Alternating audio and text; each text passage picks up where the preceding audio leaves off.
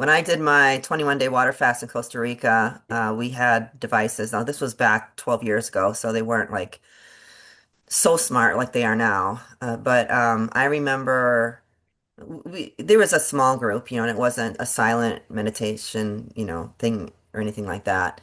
But I remember being more and more kind of hooked to my phone because I couldn't eat, you know. And I don't wasn't really talking to a lot of people were just in their rooms and trying to get through it and they're doing their own meditation and stuff. And so, yeah, that was tough. I mean, it takes something big from your routine daily, then you tend to want to grab for other things to give you that crutch. And I did see that especially as the time went on.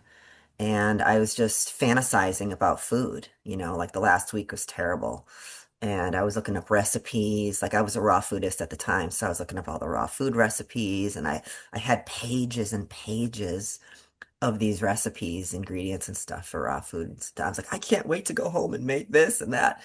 And boy, it's a great reset when you do something like that, though. You know. Absolutely. You got to replace, if you're trying to get rid of a bad habit, it's best to replace it with a good habit as opposed to nothing, because then that vacuum and that void is like pretty intense. And that's on topic for today, isn't it? We're talking about good Ayurvedic habits, I think. Replacing that with good habits. Like for me, it was the gym, exercise. I don't overdo it. Maybe at a certain point, maybe I did a little bit, but I've really benefited from that, or just self-care, like just, going out gardening, things like that. However, there's always that, what are you trying to fill? There's always that thing. In the meantime, you're going to do better because those are great habits. But if you truly are trying to fill it, use that to fill something, you're not getting at the thing, and that takes a long time to get there. But as long as you're cognizant, like I was cognizant, I know I'm going to the gym for dopamine. I know I'm going to the gym for these good feelings, and that's a good thing. And I'm going to feel good. I'm going to be healthier and all that. But I know what I'm also doing. And so keep working on understanding that we all have voids, like what's the void, and just keep digging into that. And you know what? I don't go to the gym 4 days a week anymore. One, two, and it's not the same. So not that I'm, arrived or anything like that. But yeah, so that's George, did you have a quick comment? Because I was gonna just wait for people to get in, then we're gonna start our discussion here. Can you hear me? Yep. Oh, I was just wondering if you're fasting for whether it's 3 days or like you're 21, I can't, that's really amazing to me. Um, Having just maybe just water, but if you're having, say, like a veggie broth with the water on, I don't know, just drinking it along the way, is that still considered fasting or you that breaking it? So the word fast means to abstain from. So if someone says fasting and they say I'm juice fasting, that means you're not drinking juice. I mean, just to be technical. And so when I say fasting, generally I'll try to say water only fasting. There's all kinds of fasting. You could fast Okay. from exercise. Okay, but I know what you mean. Mhm. So if you really want to do a water only fast, which is the kind of fasting that most people think of when they're talking about fasting, like the kind Jesus did, or the spiritual practices. Um, that's just water, and you can do dry fasting, which is no water, but most people don't do that these days because we're so far from being healthy. So, but there's a lot of ways. I would call that more of a cleanse. There's a lot of ways Mhm. you can take down the digestive um, energy that it takes on a daily basis, that's taking from you, and allow your body. The whole idea is that you're stopping the incoming, because a lot of the incoming is not good, because of the stuff that we have in our food and all that. And also you're allowing your body to relax and use that energy that normally would for digestion to heal and all that. But a lot of stuff comes up emotionally and all that. It's a whole thing. So if you wanted to do a broth only, kind of fast, that's great. Like Okay. that's fantastic. It's Okay. not a water only fast. So you are breaking a water only fast if you're adding anything like that. But there's a lot of ways you can, reduce the load that you're taking in, um, and get places. It's just what's your goal? What are you willing to do? What do you have at your disposal? How much time do you have? Like all that stuff. You could craft so many different things. So there's no right and there's no wrong. But Okay. water only fasting is water only. And that's what Okay. I did. I'm not doing it right now. I wouldn't be Yeah. on this call. I did this 12 years ago, and it was very the most difficult thing probably I've ever done. Yeah, I bet. Yeah. Yeah. Okay. Thank you. Yep. Alrighty. So we're recording, and I'm going to introduce our guest speaker today. Welcome to the New Health Paradigm Call. This is Team Masterpiece hosting your call. I'm Nikki, and we have today our returning guest, Rosa Harper. She is our consultant with Ayurvedic practices. She's our Ayurvedic practitioner, living in America in North Carolina, I believe. And this is her fourth visit with us. And her topic today to share with us is Ayurvedic habits for healthy living. She's going to be talking about the Ayurvedic, I always have a hard time saying that, Ayurvedic daily routine, which is oh no, I'm not going to say it, Dinacharya or something like that. But save your questions on as far as raising your hand till the end. You're certainly welcome to put any questions or comments in the chat to myself, and I will be able to pass those on at the end of her outline. She's going to talk for about 45 minutes, possibly an hour. So, Rosa, I don't know if do you need a screen share? I don't know. Okay, okay, good. Make it easy. All right, so you'll be pinned and you are on. Go ahead. Thank you so Okay. much. Thank you so much, Team Masterpiece. Thank you guys so much for having me. Thank you, everybody who's here today. I really love speaking to this group of people in particular because I find for some reason the people who attend these calls are just so curious, so open-minded, so interested in health and healing, and I really love doing these calls. So, really happy to be here today. Again, my name is Rosa Harper. I'm an Ayurvedic practitioner working in Asheville, North Carolina. My teacher of Ayurveda is Dr. Vasant Lad. He now has a school, moved his school here from Albuquerque. So he's here in Appalachia in the mountains of North Carolina. And before I launch into the talk, which is going to be like, like was said, Ayurvedic habits for healthy living, or Dinacharya, as it's called in Sanskrit. I just want to say a little Sanskrit prayer in honor to my teacher who introduced this lineage to me. And thank you for your attention as I say this quick little prayer. Om Sahana Vavatu Sahanao Bhunaktu Sahaviryam Karavavahi Tejasvinavadhitamastu Ma Vidvishavavahi. Om Shanti Shanti Shanti.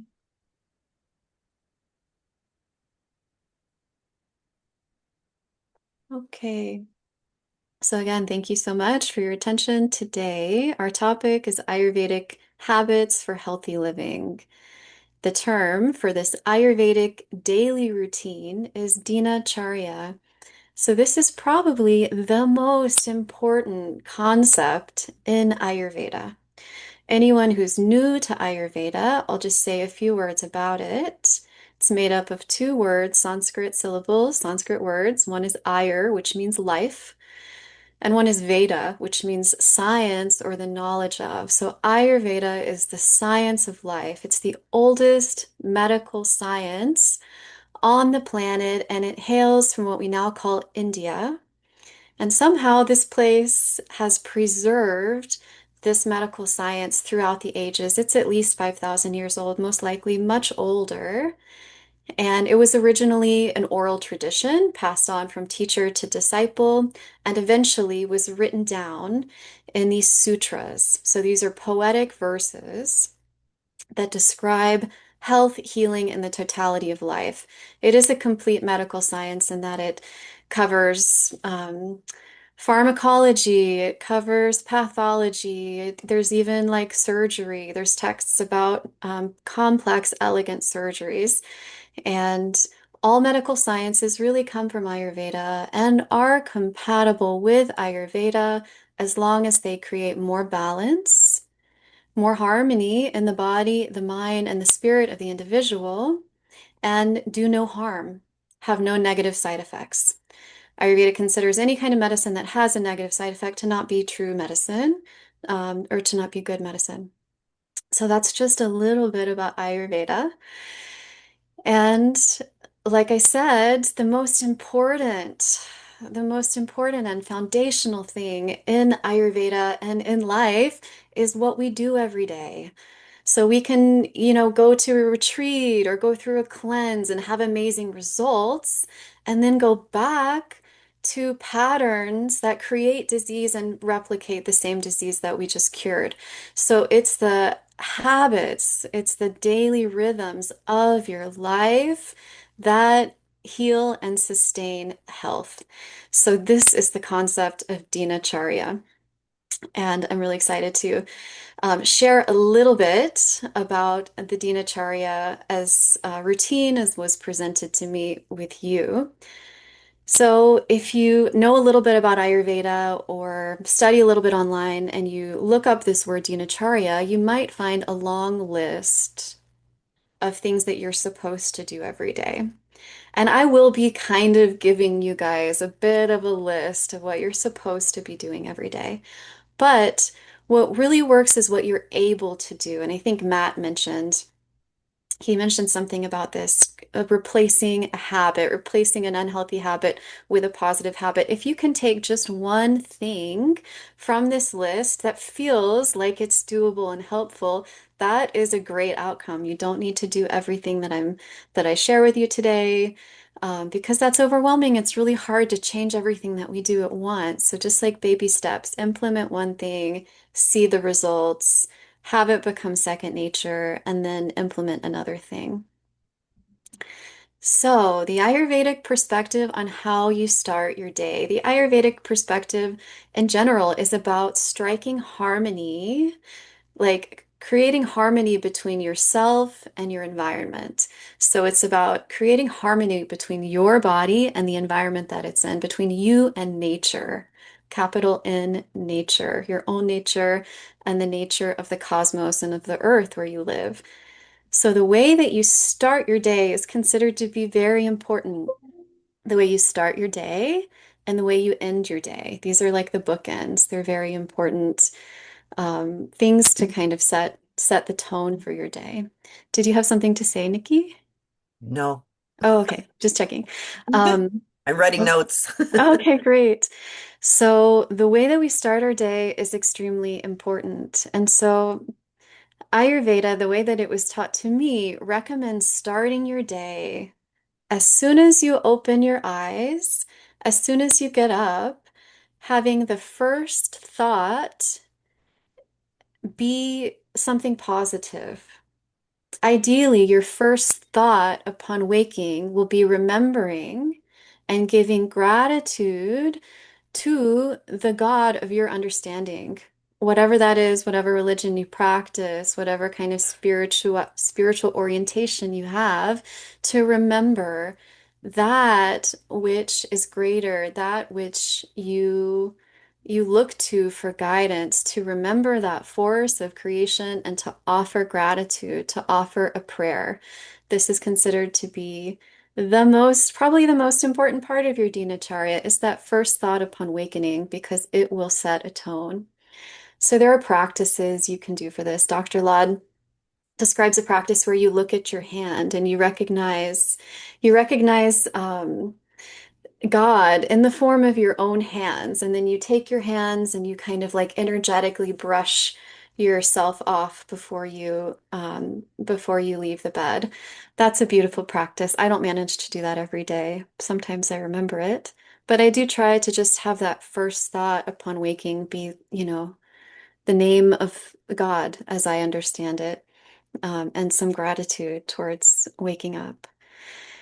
There's a beautiful prayer, I think, that the Dalai Lama um, wrote down, and it goes, every day, think as you wake up. Today, I am fortunate to have woken up. I am alive.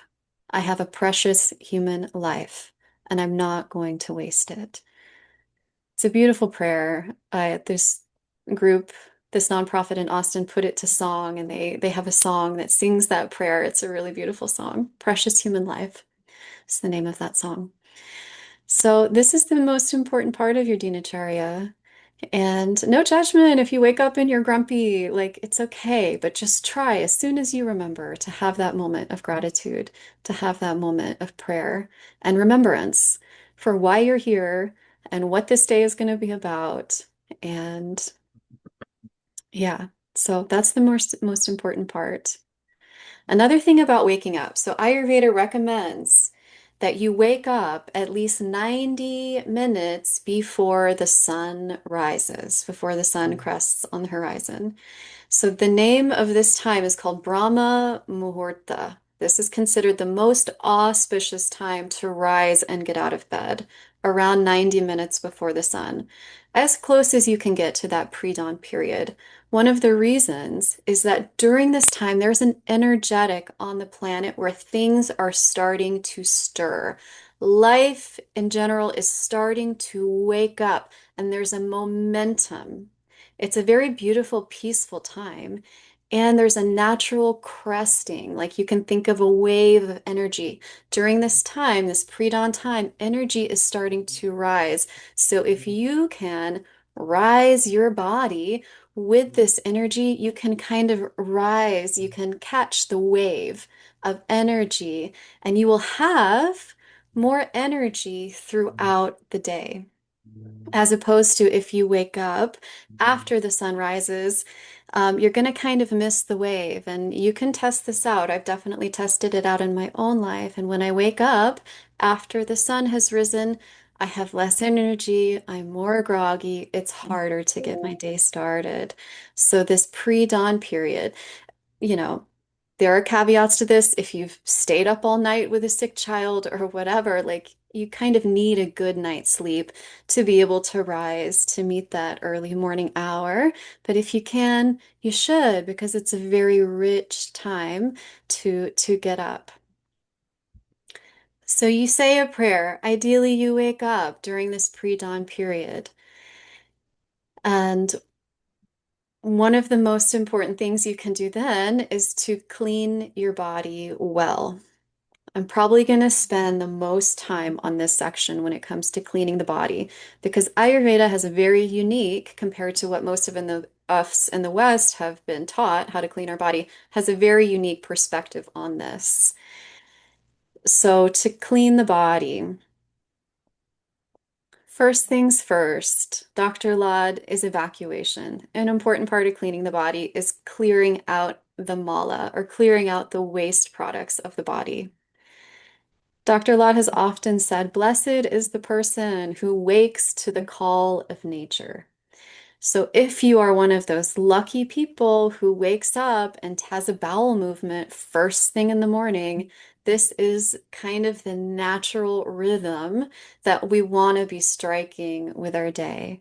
So during the night, the malas or the waste products move towards the openings.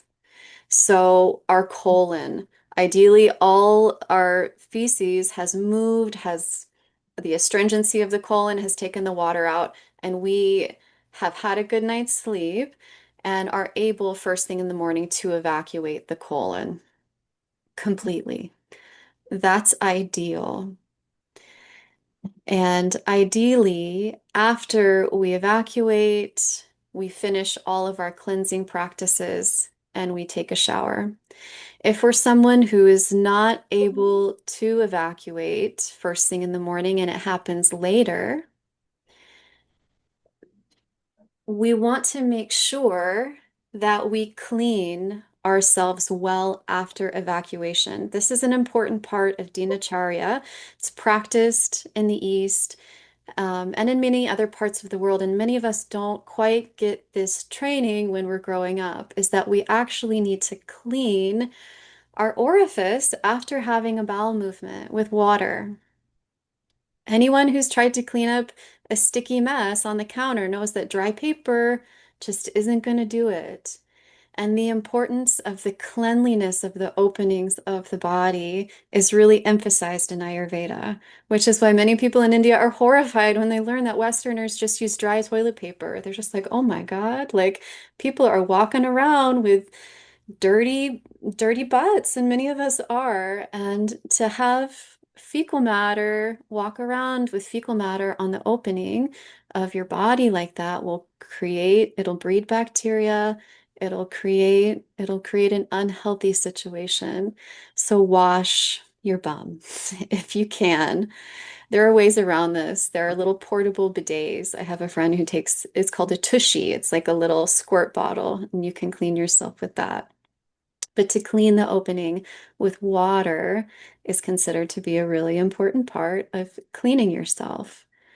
And so some people carry around a little spray bottle of water if they're in a public toilet and you can't reach for water quickly.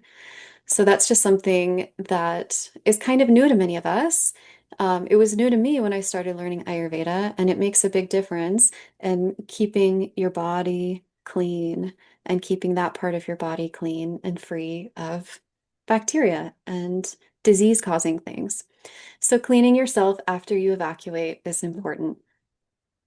So that's one example of how the mall is moved to the openings of the body. Another example is cleaning the mouth and the eyes. So this is considered an important part of cleaning yourself, and the Ayurvedic Dinacharya is cleaning all the openings. So think of your eyes, your nose, your mouth. And cleaning your eyes can look like splashing some cool water in your eyes. It can look like spraying some rose water in your eyes, but waking up the eyes helps to also wake up your brain and your whole nervous system.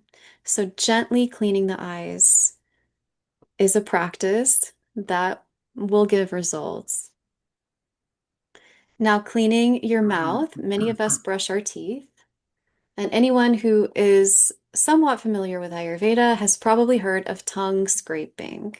This is an important part of cleaning the oral cavity completely and thoroughly. So this is an example of a tongue scraper. This is a copper tongue scraper. It looks like this. They come in different materials, and it's flat. It's flat and sort of like broad on the edge. And so to use this, you stick out your tongue and take the scraper to the back of the tongue and lightly but firmly scrape from back to front. When you do this, you'll see an accumulation of stuff. And it can have different colors, it can have different textures, but it'll be a gooky stuff that will come off your tongue. You wash it off in the water, and then you keep scraping up to 7 times to scrape your tongue. What this is going to do is what's coming to the surface of your tongue is mala. It's waste matter. And so you're cleaning that out of your mouth, and you're also massaging the tongue, which can help encourage a bowel movement and can help just get your whole GI system primed for the day. It kind of wakes up your GI system. What might also happen when you do this is that you'll start to naturally expectorate. You'll start to naturally feel like mucus and stuff coming towards the opening. This is good. This is something that many of us in the West have forgotten about, but to get rid of the mala in the nose and in the throat in the morning is an important part of cleaning out your system. So when you tongue scrape, maybe you'll want to blow your nose. Maybe you'll start kind of hacking up phlegm. It's good. Do it. Don't try to swallow that back and suppress it. We've gotten really nervous about making unpleasant sounds in the West, but one of the first things I noticed when I went to India and I was rooming with many Indian women in a dorm was that every morning they would make the craziest sounds as they were cleaning their throats. I was like very startled by it at first. And then eventually I realized, oh my gosh, like they're really getting themselves clean. Like they're cleaning all of this mucus, all of this mala, this waste product that has naturally moved towards the openings during the night. They're getting it out. And this is going to have a huge effect on the cleanliness, on the environment inside your body. It's going to wake up your brain. You're going to feel better. It's going to be getting rid of waste products. So this is something that Ayurveda really encourages people to do, that was new to me when I was first introduced to it. So removing wastes from these openings. This is important. Um, And another opening, I'm probably going to spend the most time on this one. I'm the most passionate about it, is our skin, the pores of our skin. So during the night, the malas, the waste products, they do move towards the openings in our skin. And so cleaning your body thoroughly every day is important. And the way Ayurveda recommends you clean your body is very different than what a lot of us have learned. So instead of soap, Ayurveda does not recommend soaping your whole body, covering your body in soap and washing it off on a daily basis. What that will eventually do, especially for someone older who has less natural oil production, is it's going to dry your skin out. It's going to kind of ruin the microbiome of your skin, which helps keep you healthy. And it's just going to kind of weaken this organ of elimination that our skin is. It's the largest organ of elimination. So what Ayurveda recommends that you do is oil. Before you do a water bath, you do an oil bath.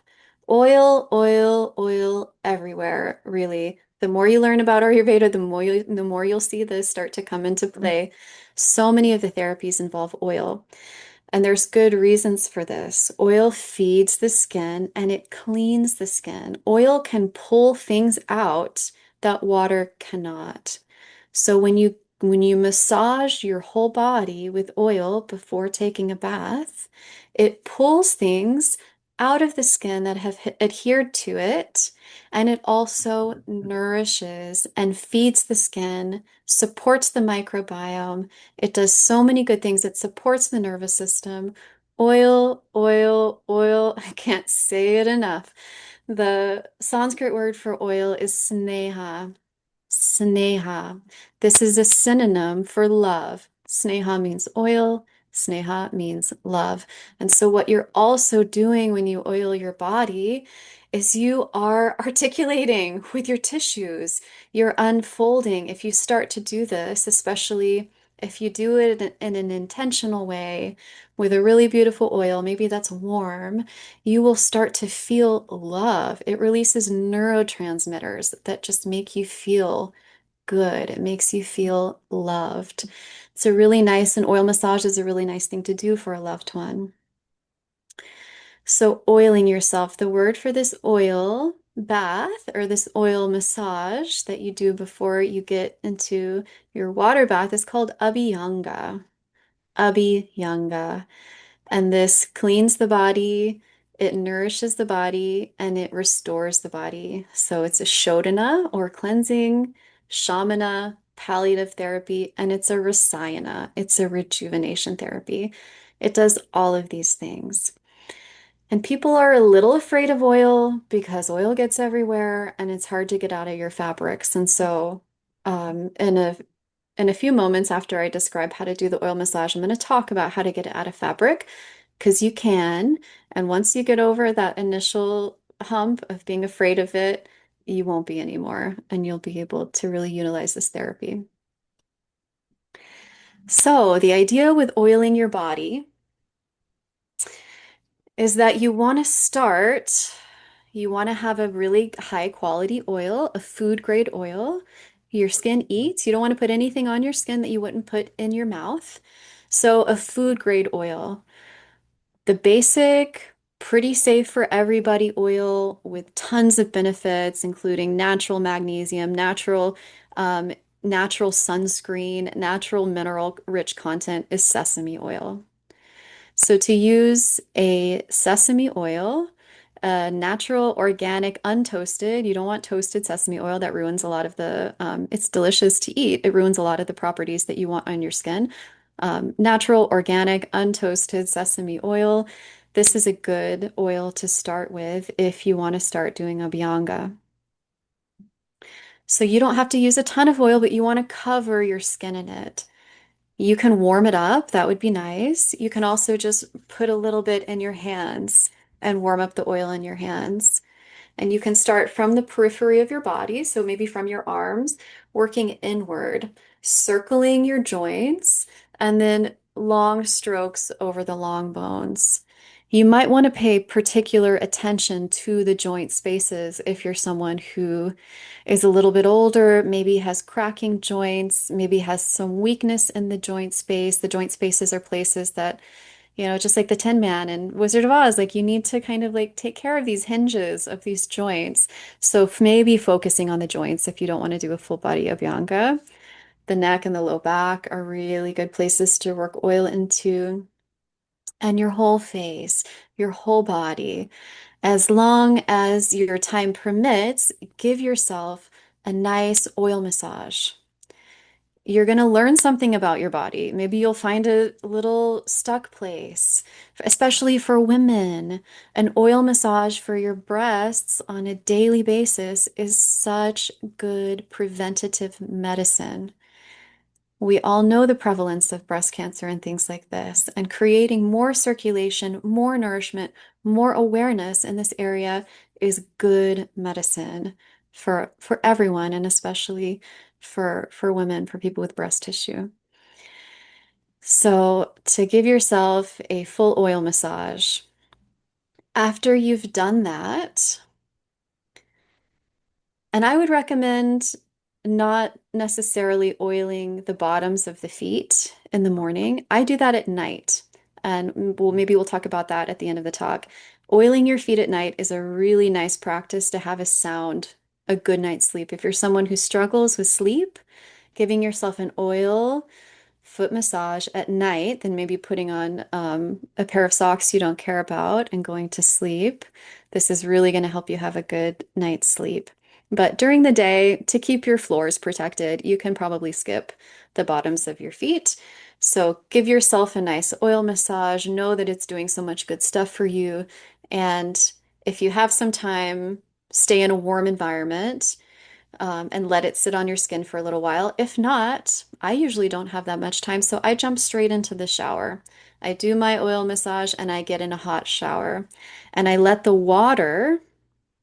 hot water, just open the pores more, melt the skin into the body, and get rid of whatever has been pulled off that needs to be eliminated. And so not to soap the oil off. This is an important part of doing Abhyanga. You want to leave the oil on the skin. You can use soap where you need it, like on those parts of your body that really need some soap, use it, but don't just put soap everywhere and get the oil off. You want to leave a little layer of oil on the skin. After you get out of the shower, use a dedicated towel. This is where people get scared. It's like, oh my God, my laundry. Use one towel that you're going to use for the week or whatever, and just wipe whatever oil slicks are still on your body. Just kind of like scrub that off. You're going to be left with a little sheen, and you want that. That oil that's left on your body is going to protect and insulate you from the craziness of the world. And it's literally your skin is so connected to your nervous system that having this little layer of oil on your body is going to insulate your nervous system. And it's also going to feed that microbiome. This is really like the fountain of youth practice in Ayurveda is daily oiling. It will give you healthier skin. It will reduce your wrinkles. It'll do all those aesthetic things that so many of us are interested in, and it will also have numerous health benefits that you will see over time just start to grow and grow. So Abhyanga and oil massage. So that towel that you use to wipe yourself off with, this is my laundry tip. Anybody who's worried about using oil because of laundry, just make a note of this. I've been doing oil therapies for over 7 years and I've experimented with laundry. And this is what works. This is what I have found that works. An oxygen-based cleaner. This could look like OxyClean. There's a million off brands that are just as good. And that powder, Oxy powder, whatever brand you like. Obviously, you want to get something without artificial fragrances in it. No odor blasters, please. That stuff is so terrible for your endocrine system. You don't want it in your clothes. You don't want it on your body. But a fragrance-free, oxygen-based cleaner, for that one towel, you're going to use half to a full scoop. You're going to use more than it says to use on the bottle or on the container. You're going to wash it in hot water and let it soak if you can. If you have a towel that's completely saturated in oil, you can use a full scoop of an oxygen-based cleaner, a little bit of whatever normal detergent that you use, hot water, wash it in hot water. If you have a soaking cycle, let it soak for a little while, and then wash it with an extra rinse cycle. Your towel is going to come out perfectly new. This oxygen, the oxygen-based cleaner is really good at digesting and eliminating oil.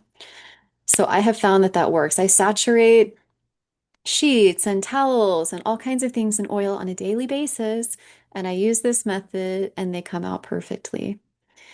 If things have not come out perfectly and you still have oil in your towel, don't put it in a hot dryer. You can let it air dry. This is the one danger of using oil and doing laundry is that if you have oily stuff, you haven't washed it efficiently, it can be a fire risk. So don't put something that is still oily in a hot dryer. Um, okay, so that's my spiel on Abhyanga and all of the benefits and how to get it out, how to get that oil out of your linens. So additionally, you can put oil, there's special oil called Nasya oil that you can put in your nose. This is really good for your sinuses, for your brain health, for neck tension. Nasya oil, this is Dr. Ladd's brand. It's called Super Nasya oil. I highly recommend this brand. There's lots of other great brands. This is another part of the Ayurvedic daily routine. If you're curious and you think it would be helpful, you can look into that. And more oil stuff, oil pulling. More and more people are aware of oil pulling. After you clean your mouth, you brush your teeth, getting a little bit, you can use plain sesame oil. Holding it in your mouth or swishing it in your mouth for a few minutes will also help to nourish the tissues inside of your mouth, help with healthy gum health, and clean your mouth. So oil can also clean the inside of your mouth. There's so much you can do with oil, but I'll stop there. Real quick, another practice that you can do before you do Abhyanga, if you're someone who has some lymphatic congestion, maybe you're carrying a little bit of extra weight, you need to increase circulation, dry brushing comes straight out of Ayurveda. And there's a type of dry brushing that I particularly like more than using a bristle brush, and it's using one of these. So there's a set, these are raw silk gloves. And the word for this therapy is called I think it's called Garshana. I think I'm pronouncing that correctly. Anyway, it's dry brushing with raw silk. So the raw silk has a little bit of a texture to it, but it's still soft.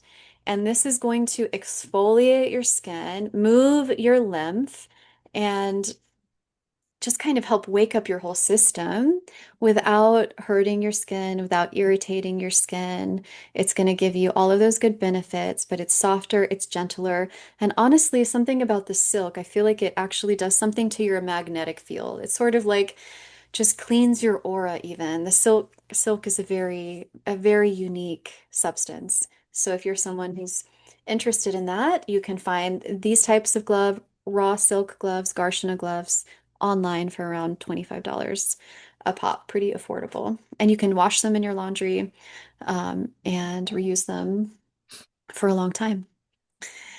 So that is cleaning the body, the Ayurvedic perspective on cleaning the body. You want to evacuate the wastes and you want to nourish the tissues. And oil is a big part of doing that. So after you've done that, if that's something that fits into your life, you're still in this pre-dawn period. Ideally, the sun has not even risen yet, and you've evacuated, you've oiled, you've showered, you're ready to greet the sun.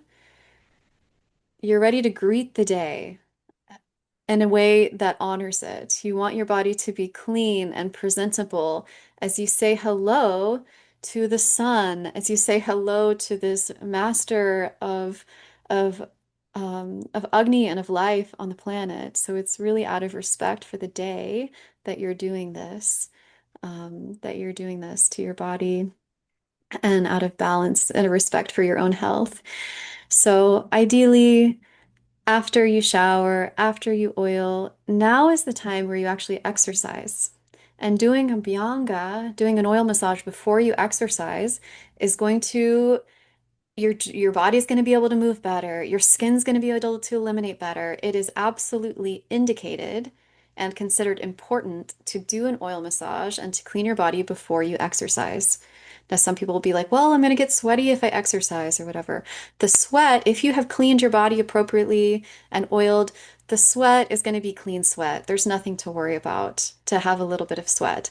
And ideally, you should never exercise to the point that you sweat a ton or that you have to breathe through your mouth. So Ayurveda really encourages being very gentle on the body because longevity, because you've got to take care of this body if you want it to last 100 years. You want to be gentle on it. So the type of exercise you do should ideally be gentle exercise that can raise your heart rate, but never causes you to have to mouth breathe. You always want to be able to breathe through your nose comfortably. You never want to overexert yourself. This is going to hurt. This is going to potentially shorten the life of this vehicle that you're in. So you want to treat it really gently. Exercise is important, but gentle exercise is emphasized. And so after you exercise, if you have space to do that, it could even look like walking your dog or whatever natural flow of your day exercise fits in, then you want to meditate. And if waking up with a positive thought is the most important part of this whole thing, I would say this is the next most important part. Before you start your day, to have some quiet time, to have time to go within yourself and clean your mind. That's really what meditation is. You clean your body for your physical health, you clean your mind for your mental health. Mental health is at least as important as your physical health. It's more important, really. And so to have time to meditate, whatever, maybe that could look like you walking with your dog and you're doing a walking meditation. But not to be on your phone first thing in the morning. We all know not to do that. And it's getting harder and harder to move away from these devices. And increasingly, it's becoming more and more important to prioritize that. But to have time to be still and just be with yourself. If you have a meditation practice, prioritize it. It's a gift that's been given to you, so use it. And if you don't have a meditation practice, you can find one that works for you, or you can just simply sit and watch your breath. You can journal. I think that can count as meditation. Anything that takes you within that helps you clean and calm the mind and check in. What's going on in there? Are you still ruminating about something that happened 2 weeks ago? Clean your mind. It's the most important part of your life. So having time for meditation is a very important part of this daily routine. It doesn't have to be long, but if you can start that habit and keep it, everything in your life will improve. It's, I say that with utter confidence. So whatever that looks like for you, prioritize it if you can. So ideally at this time, you've woken up, you've cleaned your body, you've moved your body, and you've meditated. At this point, the sun is usually up. So after the sun comes up, if you have hunger, this is when you would want to eat. This is when you would want to have a little bit of food if you're hungry, and maybe a morning drink or something like that. Ayurveda emphasizes that you want to eat, ideally, for most people, your biggest meal of the day at midday. When the sun is at its highest in the sky, because our bodies reflect nature, generally, this is when our metabolisms are at their highest. So midday is when the biggest meal of the day generally should be eaten. And as always, listen to your body, listen to your hunger. If you're really hungry in the morning, have a meal that sates that hunger. And you never want to eat when you're not hungry, things like that. But in general, when we're living in harmony with our nature, with nature around us, then your biggest meal of the day will be at midday. So you eat your biggest meal at midday. Try, in general, they say try to avoid snacking and things like that so that you have time to fully digest those meals that you do eat. Do your work life, do your family life, whatever that looks like. And as you wind down your day, ritualizing the end of your day, the end, like we said in the beginning, these bookends on your day, the way you start and the way you end are very important. So ending your day in a mindful way, again, with that phone, put it away. It should not be in your bed. It should not be the last thing you do before you go to sleep. I know this is hard. It's hard because just as a society, we've become very attached to these things. But if you can substitute that phone for a book, maybe on something, a spiritual topic or something that brings you comfort and peace, to have your mind be peaceful when you go to sleep will create sound sleep and it will create a good next day. So the last thoughts upon sleeping are important too. This could look like having a mantra when you go to bed, or just kind of going through your head with a list of things you were grateful for. But having those last thoughts of your day carry you to a place that brings you peace, love, and understanding. This is going to help set the tone for how you sleep and how that next day unfolds. So, ritualizing that bedroom routine is important. And one thing that they don't really mention in Ayurveda, but I have seen as a part of our modern world that's important to take into consideration is artificial light. We've got artificial smells, we've got artificial light. Our senses are inundated with so much more stimulus than they ever have been before. And so before the sun sets, try not to have a bunch of overhead lights on. It's going to dysregulate your harmony with nature. So soft lamps in those times before the sun rises and after the sun sets to avoid having lots of overhead bright light when the sun is down. This I have found to be really an important part of keeping your nervous system regulated and keeping yourself in harmony with nature, which is what creates health, really. So, being conscious about your lighting. I have a friend who she'll only use candles. She'll light a candle. She wakes up early before the sun. She lights candles. She won't even put on a lamp. She won't even put on artificial light. And I think she does something similarly at night, where she only uses candles or really soft light after the sun has gone down. And she's regulated. Like she's someone I definitely look up to. I haven't done that yet, but I always avoid overhead light after night. Um, yeah, so avoiding overstimulating the senses in general. Same thing with noise. After the sun goes down at night, it's quiet. So try to create an atmosphere that mimics that quiet in nature. I have a thing with artificial fragrances. I really very, very highly suspicious of them. And I think that they create a lot of disharmony in our subtle bodies and our endocrine system. So to avoid synthetic or artificial fragrances also, I think is a really important part of your daily routine and creating a rhythm, a healthy rhythm with nature. Ayurveda would also say to avoid suppressing urges. So I've seen many people who they go to sneeze and then they'll stop it and they'll make this little sound. Sneeze. If you need to sneeze. If you need to burp, burp, if you need to pass gas, pass gas. Like if you go to India or some other countries, people are not shy about doing that stuff, and their bodies are really healthier because of it. So not to suppress your urges is another important part of the daily routine. And yeah, I think that's basically the end of my content. I would love to hear any questions or thoughts from anyone, if you have them. Wow. I think this was my favorite one. Oh, I might have said that after each one, but no, I really, really enjoyed this because this is my jam.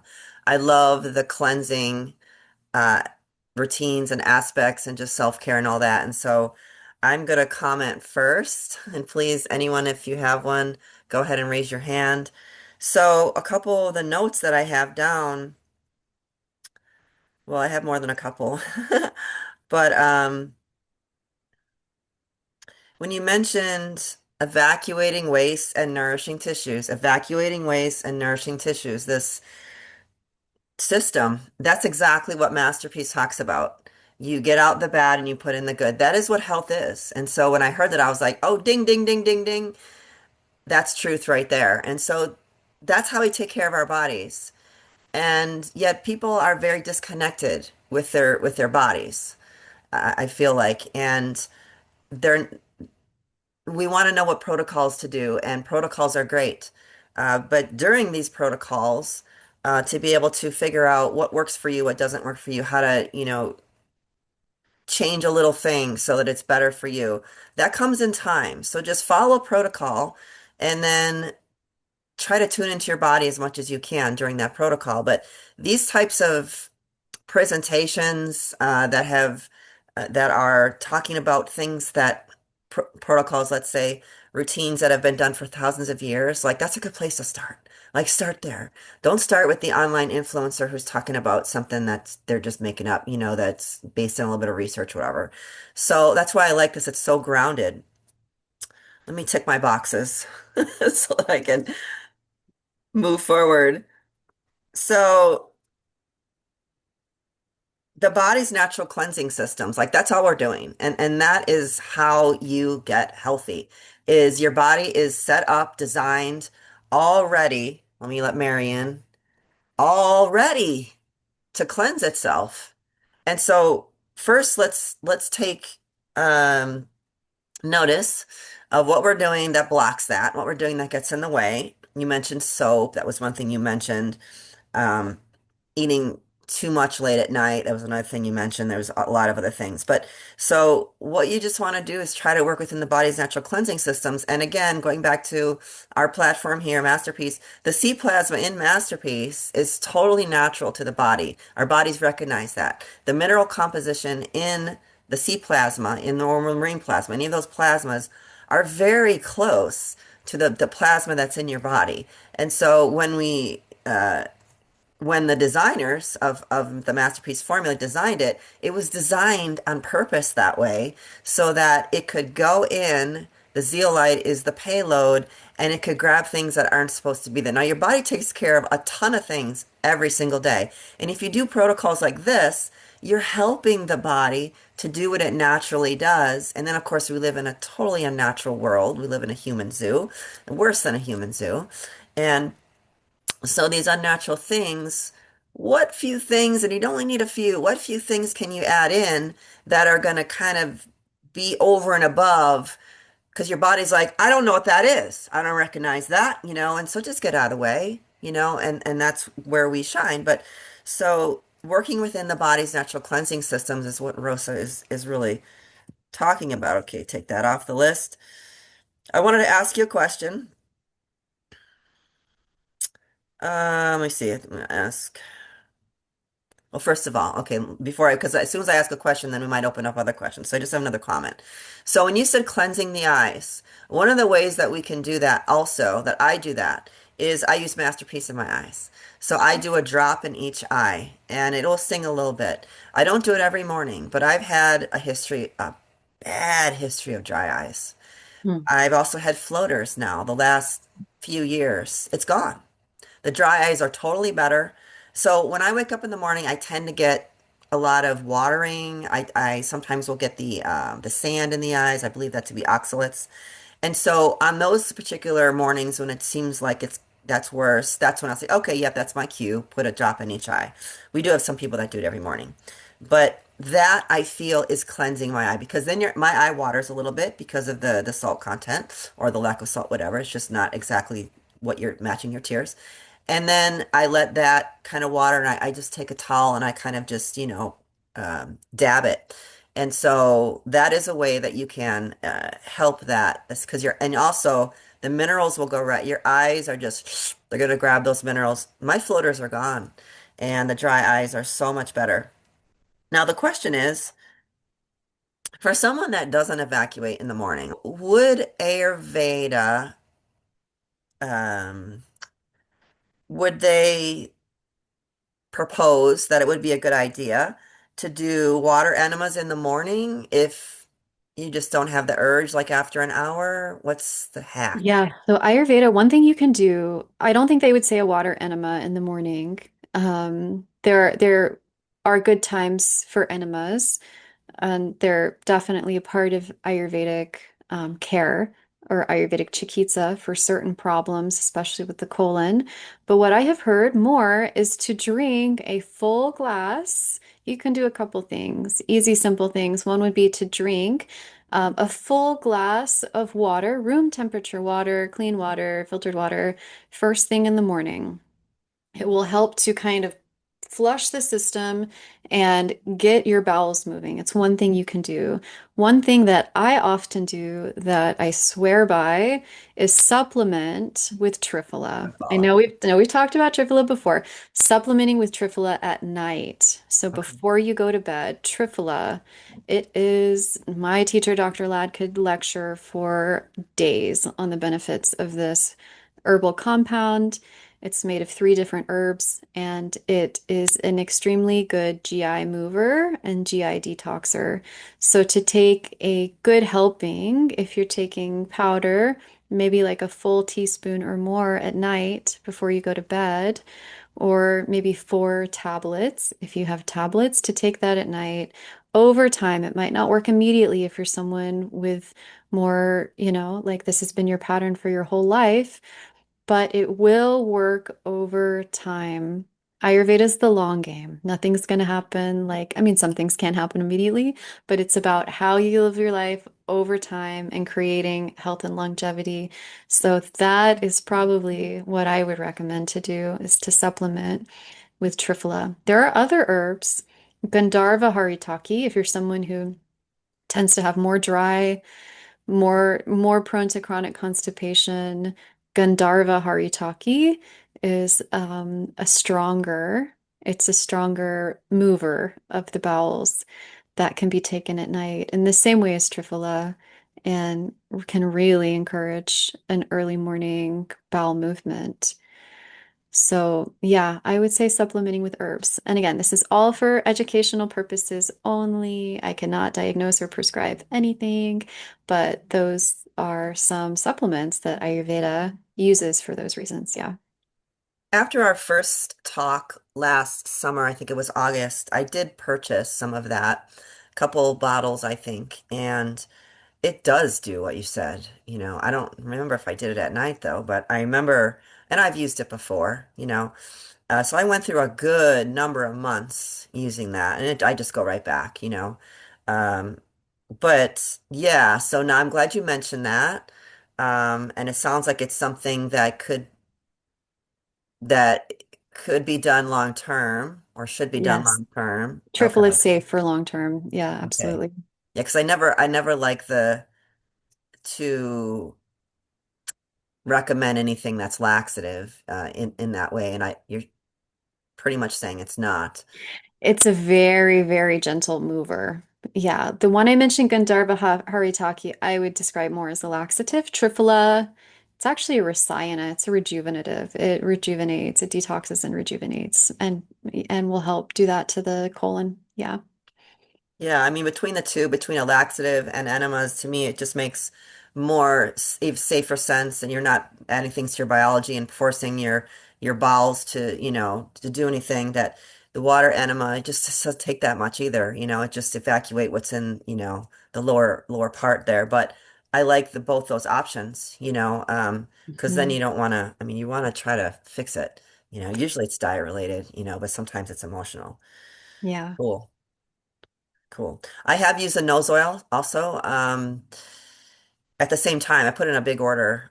There was a company that was a link that was sent to me by Lisa actually, and Great. um, yeah, and so I liked it. It's in a sesame seed base, right? Hmm. And I used it for a couple months at least. I still have it. I was gonna go grab it, but then you had yours, and it is very pleasant. I warmed it up. I have a little tiny little warmer, and I just warmed it up every morning, and I would do it, and it's really quick. And so just wanted to mention that yes to that. Especially like where I live in a dry climate, I wasn't in a dry climate when I was using it, but and I haven't used it here and I just keep meaning to, but it would be if I did it, very beneficial in living in a desert to put that oil in. Yeah. Oil pulling, I'm all about it. I have done lots of different oils, sesame oil in the past. Right now I use black cumin seed and I use Wow. about a teaspoon. Yeah. Because you can oil pull with it and then you just swallow it. You can actually swallow that one. Hmm. So yeah, interesting little tidbit. And I'm gonna black cumin seed oil has a lot of benefits, at least touted to be, and it's one of the oils that's not a saturated oil that I would do, in a small amount that is, I think is the benefits are very outweigh anything else. So as long as I'm doing it, I figure I'll just oil pull with it. So okay, and so the last comment that I have and related question, I was going to ask you how to do the oil cleanse, and because I've never done it that way, with the bathing and all that. So you answered that question. However, a couple comments I have. Well, one is the lymph connection. So immediately when you started talking about doing the oil and massaging or rubbing, not necessarily rubbing, but that's getting your lymph system moving. And of course, there's a lot of ways to do that, or a few ways. One is you move your body. That's how your lymph is supposed to work. And then, but that's skin kind of brushing that's what you. So if you're going to do it anyway, so you go towards the heart, right? Is that how Ayurvedic does too? So you go towards the heart. So even when you're drying your body after a shower, like I would always go down, but if you start at the ankles and take your towel and just lightly brush up towards your heart, that is just that extra, like these little things that we can do every day. It's kind of like death from a thousand cuts. It's the same thing on the other end. These little habits, and you mentioned that too. I forget how you said it, but those is what creates health, these healthy habits. So that little tweak. Use your towel and take it. If you're gonna dry off, like if it's too high, I don't even do that. I just air dry from your ankles up to your hips, and then for your arms you go this way. And so I got the lymph connection on that one. I was like, oh, that's killing a few birds with one stone. And then I was going to ask you about castor oil. I've used Mm. castor oil as a facial cleanse in the Yeah. past. It's very thick, obviously. Yeah. Um, Yeah. Causes a Castor bit of a oils. mess. Yeah, it's thick, so you do want to use it sparingly. Or Yeah, again, this is why before you shower is the time to do oil, because what yeah, that hot water is going to do is it's going to melt it into your skin. So it won't just be sitting on top of your skin, it'll be really penetrating into your skin. And then it'll help to kind of wash it off. And again, using that dedicated towel that you'll clean later with OxyClean thoroughly and using that towel so a little bit will remain on the skin. Castor oil is great also it's great for the eyes, it's great for the face, it's great for the breasts. It has a quality where it breaks up. It's like a beta quality. It can break up adhesions. So, if you're someone who has fibrocystic changes in the breast, doing a breast massage with castor oil is very good for breast health. So, castor oil is amazing. If you're someone who has a lot of toxicity, this is one of the few oils that you can use generously. They say that if you have a really high toxic load, to do tons of oiling is not ideal because it could make it harder to detox potentially. But castor oil has this amazing quality where you can still use it and it won't affect the heaviness of the oil. For some reason, castor oil won't affect your ability to move toxins through. So castor oil is an amazing oil for sure. Cool. There's a way to do it, especially on your face, where use a really hot towel, and you would what I usually would do, and this is adding a little bit of water, but I would take the really hot towel. I would first put it on my face and maybe my neck, and just open up the pores, and then take some castor oil and rub it, and then take the hot toilet towel again, and it is a washcloth that's dedicated for this, and then you just put it on your face. It's kind of the same idea of the shower. The steam is opening up your pores, and this is just if you're not going to take a shower, you're just doing your face. Yeah, And because you've got this thick oil, and then it's going to take some of that off, but it's leaving a sheen on there. And so, and it'll take makeup off and all that. So, yeah, um, that was my first introduction to actually oil on the skin washing that way. Yeah. beautiful. I love it. Mhm. Let me ask you about a soap that I've been using since last summer when I put in that big order. I also ordered some Mhm. black soap. I've used black soap in liquid form, but this is Mhm. it was a big brick, and it's mostly just oils. And I actually, in some ways, don't like it because I feel like there's some left on my skin. Like I can tell if I have clothing on afterwards, and it will sometimes, get on. It just feels like a white, just a tiny little bit of whatever. But now I'm thinking, oh, maybe that was a really good idea. And I'd have to go get the bag, but if there's anything else in there. But I was like, oh, it's shea butter oil, coconut oil, like oil, oil, oil, oil. And I already know that that's good. But how about that if people, and that will foam up too. Yeah, it's So funny how it what's takes up with oil to that? remove oil. Yeah. Hmm. So is that something that would be good as Yeah. opposed to if somebody didn't want to do the whole oil thing? Yeah. So I don't know what kind of soap you're talking about. If it's a soap that actually moisturizes, yeah, I mean It's that's like African black soap it was the first name I think was, and this was a variety of, I think it was called black soap. I meant to keep the okay. bag. Probably still have it, but yeah, it's just different oils, and it's, hard to work with. It's in a big brick, and I take a fork or a knife and I take a part off, and it might fall apart. It's Hmm. not, it's just a little bit difficult, but whatever. Yeah. So yeah, I don't know much about that. Okay, all right. But yeah, Ayurveda generally would just suggest to use a sesame-based oil. Coconut oil depends. You can use different kinds of oil. And then really not to use soap. Like you can use Yeah, soap in those few places where you know you need a little bit of soap, but the oil is its own cleansing, and the water will get rid of anything it dredged up, and just drying off with a towel, you're good to go. Really discourages you from soaping your whole body. Like we said, it can dry up yeah. and it can kill the microbiome. Yeah. Well, that's the thing, kill the microbiome. So also, well, first of all, let me just finish out the topic is I would recommend a black soap for anyone that kind of wants maybe something in the middle. You want to upgrade your soap, but the oil thing is not, you're not ready for that because this is, if not 100% exclusively all oils that they saponify or whatever they call it, or maybe it might have a little bit of, I don't know, baking soda or something in, I'm not sure. But so the microbiome on the skin, you have a pH on your skin that's supposed to be a healthy pH, and that's slightly acidic. And so when you're using oils only, the benefit of that is you're not changing the pH of your skin. You're not going to smell if you stop stripping your body of the pH that it's supposed to have. Your underarms are not going to stink.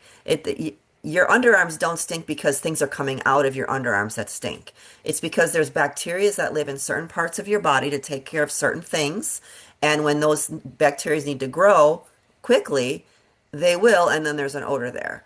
So if you're stripping your, let's say, pits, with a soap, when we're talking about soap, we're talking about, Dial, I don't know the exact definition, but, those like soaps that usually foam, uh, you're stripping that. And so I sometimes will even add a little bit of ascorbic acid, just in my fingers, a little bit of water or citric acid, and put a little bit under there just to make sure, and because it's adding acid where it's supposed to be. So when you're just doing oil, though, which I don't have any experience doing it that way in long term, that has the benefit of not messing with your skin because your skin has to recover. When you're constantly stripping it, it's like your hair and your scalp, you're stripping it. You're stripping the barrier, you're messing with the pH, that's part of it.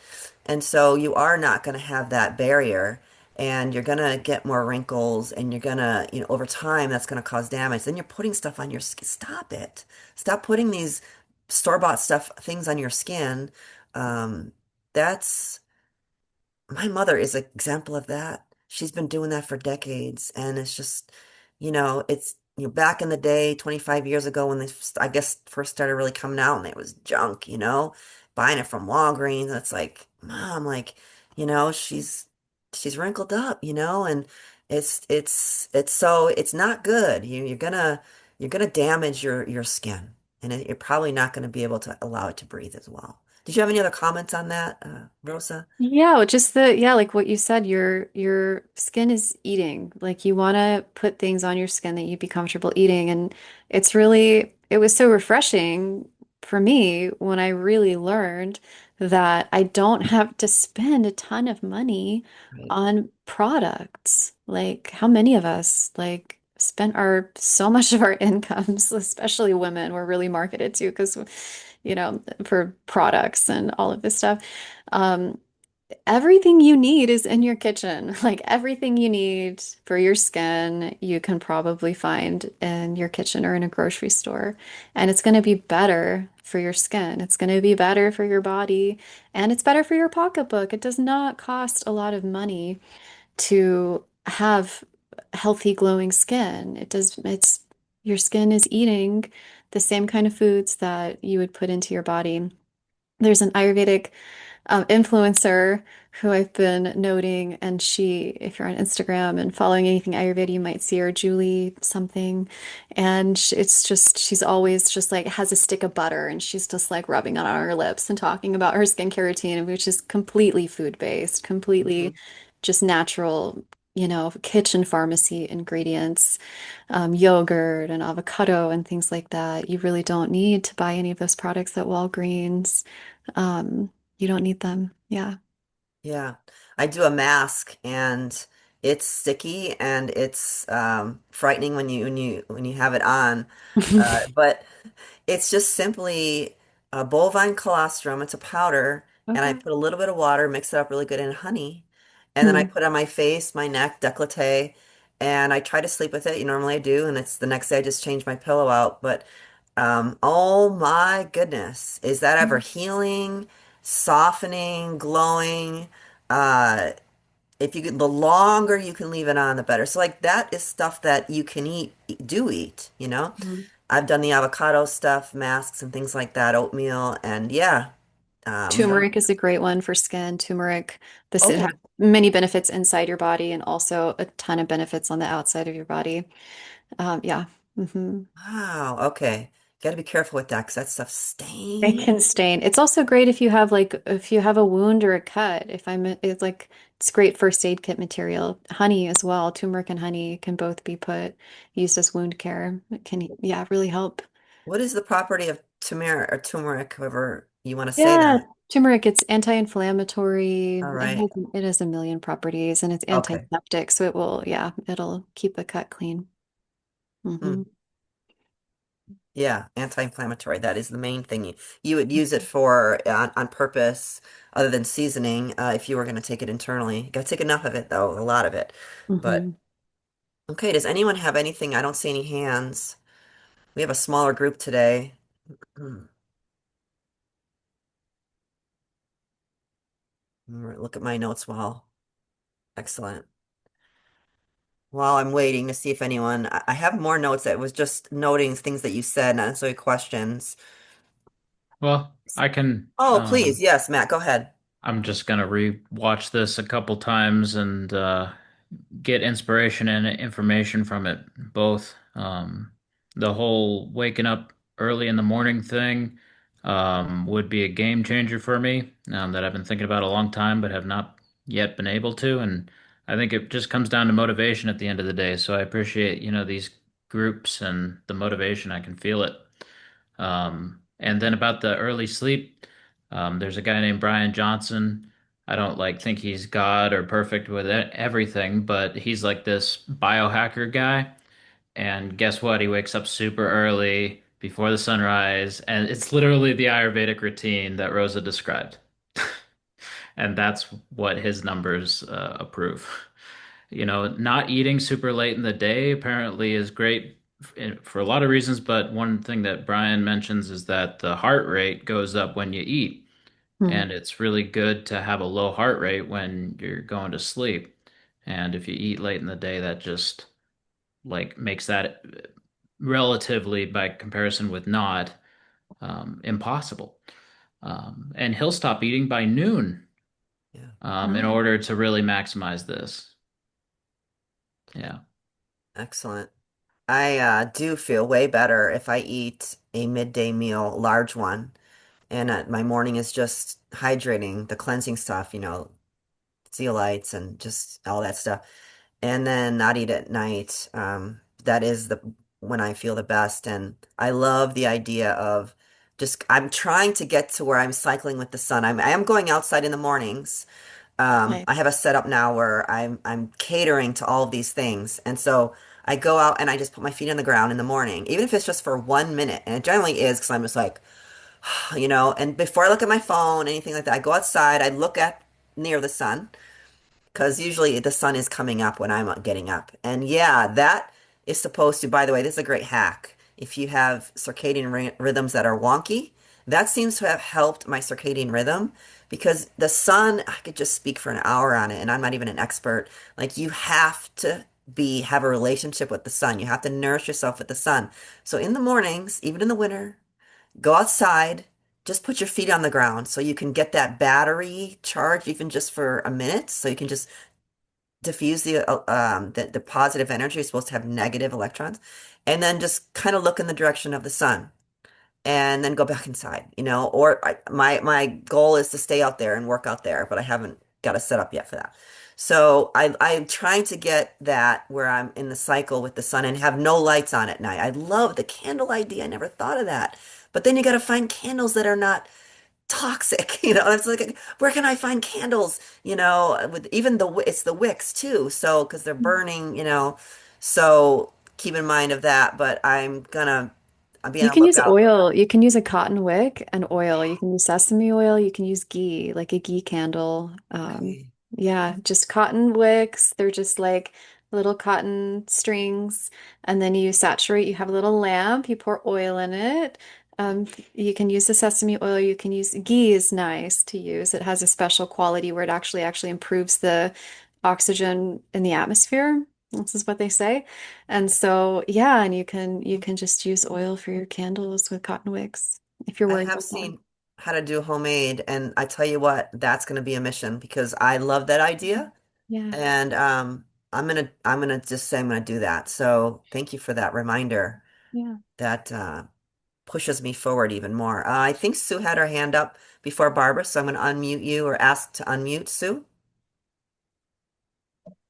Hi, Hi, Sue. I wonder if you can, or if she can, list all the names of the oils and also any supplements she was recommending for um easier poop and that kind of thing. Spell the names out so I'd be able to find them to shop. Yeah. Well, I think we can put them in the chat as far as if you want something spelled. I can put Trifala in there. Yeah, Triphala, Triphala. This is the supplement for having healthy bowel movements. It encourages healthy bowel movements, healthy daily elimination. Generally, the dose for Triphala is one half to one full teaspoon at night before bed. You can take it whenever it's convenient. It's not going to like force you to have a bowel movement immediately, but at night it's nice to take it because it will sort of prep the system for a healthy bowel movement in the morning. So that's the supplement. The oils, generally, Ayurveda suggests to use sesame oil, organic sesame oil. You can find this often in a grocery store. Just make sure it's not toasted. It's just pure um, sesame oil. You can find it online. Banyan Botanicals, they sell sesame oil. Banyan Botanicals is a good source of Ayurvedic oils for the body, Banyan Botanicals. They have a daily massage oil that's really nice. It's what I use in my practice. Most of my work in the world is putting oil on people. I'm a massage therapist. I do Ayurvedic body work and I use their oils for people. Would it be okay if I added coconut, jojoba, and pumpkin seed to that list? Yeah, The ones that I absolutely. used, okay, because I have Yeah. pumpkin seed right now. That's my go-to. Yeah. I've never heard of using pumpkin seed oil. That's interesting. Yeah. So sesame is slightly warming. Sesame has it's mineral rich. It has natural magnesium. It's kind of a natural sunscreen. Sesame, there's a reason why Ayurveda reveres sesame oils for all those reasons and more. Coconut oil can be a good option if it's summertime, if you're in a hot environment, if you run hot. Because sesame oil is warming, and coconut oil is cooling. For someone who runs hot, coconut oil might be a good idea. If you're in a cold environment, if it's winter time, I would not recommend using coconut oil on your body just for that reason that it's cooling. And if you are already cold, you might not need it. Olive oil can be great. It's a little stickier, it's a little denser, but it's also slightly heating, it's a good choice. Sunflower oil is another one that we use commonly for people who sesame oil might be a little too hot for them. Yeah. In my kitchen, when I'm cooking and I'm putting an oil on whatever, it's usually coconut or olive. Hmm. Um, if I'm pouring it, every single time, if there's a little ring on the counter or if it's dripping down, I'll just wipe it and I'll always put it on my skin. Like Yeah. never gonna waste that stuff. Just, oh, goes on the arm, you know? Yeah, absolutely. Okay, cool. So that was, we got the triphala and then the oils. I think that's what she pretty much wanted. Mm. Commenting on the black seed oil, that's why I mentioned it was a different process of with swallowing it. That is something that is supposed to be just fine. So I wouldn't do that with other oils. So I just wanted to make clear I do know how to oil pull, that you spit it out. But when I do black seed oil, I don't. I swallow it because it's supposed to maintain whatever it's gathered. So. But somebody could do some research on that, I suppose. Somebody had asked me about cold pressed seed oils, organic, that kind of thing, the quality. And yeah, that's what I use. But if I'm going to ingest it, there's a company that I have researched many years ago. It's called Andreas Seed Oils. He's a former gymnast. He's in his probably 70s now, 60s or 70s. And he has a patented press and his oils are fantastic. They're going to be pricey. That's the black seed oil that I use. I just get them on sale, Christmas time, whatever, and I buy in bulk. And I've used a lot of them. And I don't know that I would use it on my body because it is that there's that expense. Like his is so premium that that's what you'd want to ingest. And then maybe a special layer like your face, or if you have the money, you can, definitely do the whole oil protocol that we're talking about. Otherwise, yeah, to use a cold pressed organic oil that is pressed in a different way on my body, on your body would probably be fine. And that's probably what you're going to find in most of these retailers that we're talking about, the higher end ones. Um, so yeah, I understand she's talking about the denaturing of the oil for sure. Yeah. So your skin is going to absorb not all of it, what's on your skin. It's going to absorb some of the things that are putting on your skin. So that's why you want to be careful not to use things on your skin that would be harming, for the skin and also to the whole body. Is there anything that you wanted to re respond to, Rosa? A couple of those thoughts where I was holding in my mind because the conversation had passed and I really wanted to respond. So, is there anything else? I don't think so, unless there's more questions. We're going to have this recording out. So, if anyone wants anything repeated, they can go back and look at the recording. We don't want to repeat something again. So, yes, I don't see any other comments or questions, and we have been going for a good hour and a half, so we're right around time. Rosa, thank you so much. My Like, pleasure. I'm Yeah, so thank you. grateful to have had you here. I'm actually hoping to meet you. I'm going to be maybe in North Carolina this summer. So I will definitely reach out if that's the case, and I'll make it a point to come by and maybe even get a treatment from you. I So would love that. Yeah, wouldn't that be great? let me pour some oil on you and or just Yeah, hang out. Yeah. that'd be Yeah. great. Yeah. I'd love that. Yeah. Yeah, this is such a beautiful community. It's been such a pleasure being on these calls with all y'all. Thank everybody here for all the good things that you're doing in the world and for just prioritizing your health and the health of the planet. Thank you, Matt and Nikki, for just being stewards of this beautiful space. It's been such an honor. Well, you are one of us, and you have just blessed us with so much good information, and you've been so gracious and generous. By the way, Rosa has been using Masterpiece and she's feeling great, just fine. She hasn't had any kind of detox reactions, which is usually the case, with most people. So um, we're happy that she is within our family in that regard. And whoops, we have one more comment. Let me just see. Oh, Barbara says thank you. So you're welcome, Barbara.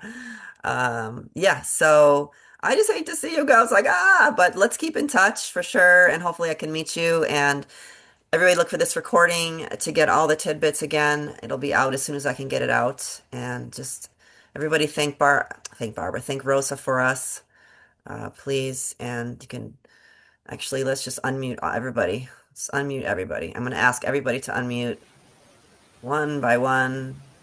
Thank you, Rosa. Thank you. This was so lovely. Thank you so much. Oh, thank Thank you. you. It's been Thank such a you. pleasure. Till it gets Thank you. everybody. I'm getting there. Thank you. Everyone. We should probably do this every call, shouldn't we? Thank you, Rosa, once again. You're Thank you, guys. fantastic. We love you. Love you. And you've just really, really given us so much good information. I'm so thankful to Lisa also. Oh, me She's not on this too. call, but yeah, Lisa Krushmer. Mhm. All right. Okay, everybody.